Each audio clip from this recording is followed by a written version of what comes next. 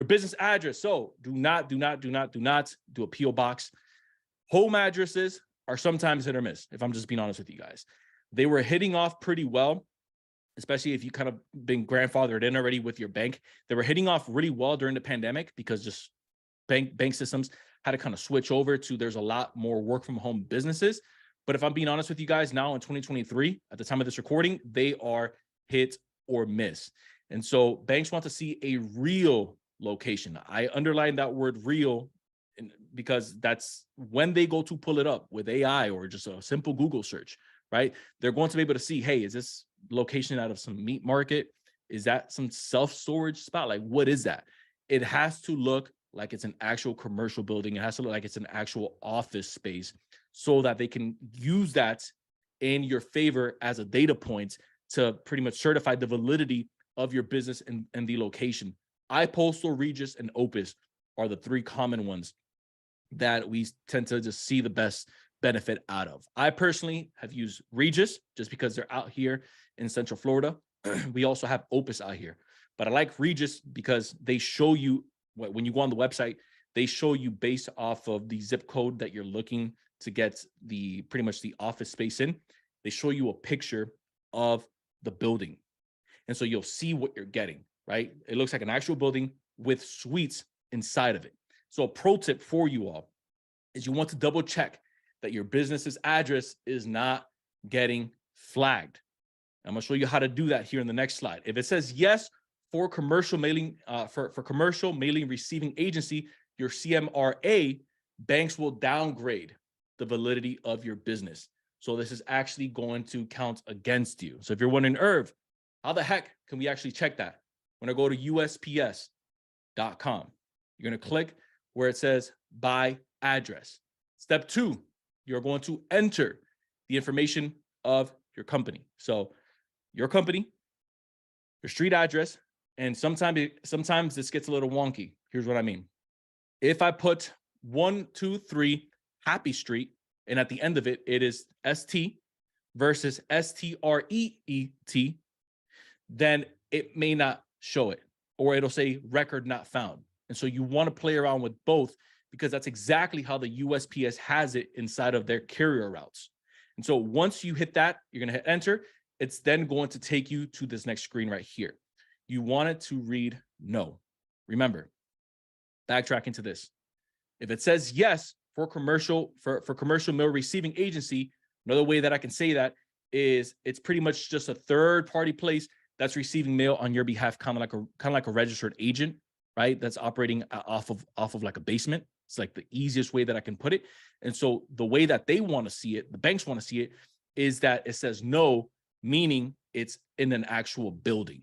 Like, I hope you guys caught that, because that little piece right there is, and I know it sounds petty, it sounds minuscule, it sounds small, but it's one of the biggest reasons why so many people get denied. They take that shortcut of, man, why would I pay, let's say, $39, $49, whatever it is that your virtual office address is charging you specific to your area, your city, when I can just pay $15 for maybe this little address right here. That $15 difference, or that $15 difference, can cost you an extra 15, 20, 30K on the back end just by cutting that corner. And so I hope that you guys really pay attention to that. And again, watch the recording, because we're going to be covering a lot of material, because again, that piece right there could make or break your ability to get funding. Now, for those of us that are now listening to this and we're like, okay, wait a minute. So now I got to change my address because I just found out I ran this little research. Irv was right. It says Y. So now it sucks. I got to swap it out, or, I no longer want to operate out of my basement, or I no longer want to operate out of my house. I got myself an actual business location, or I got myself an actual business address, whether it's brick and mortar or virtual. What do I need to do next? You have to update that bad boy everywhere. And so you're going to update it with your bank. Super easy. You can call in or go right into the branch, update that with them. Obviously, you would have already updated it with, or you should update it with, the Secretary of State or wherever you purchased your LLC. So again, if you use one of those third-party services, you can update it with them directly. That's then going to start syndicating, right? Meaning it's now going to kind of move inside of the interwebs. And so you want to take that a step further. You want to update that with the IRS as well. You don't update it with the IRS, which IRS probably should have been first. But if you don't update it with the IRS, you could get into some trouble. But the good thing about this is that you don't have to update or change your EIN because you're not changing the actual structure of the business. If you were changing the actual structure of the business, at that point, you would have to file for a new EIN.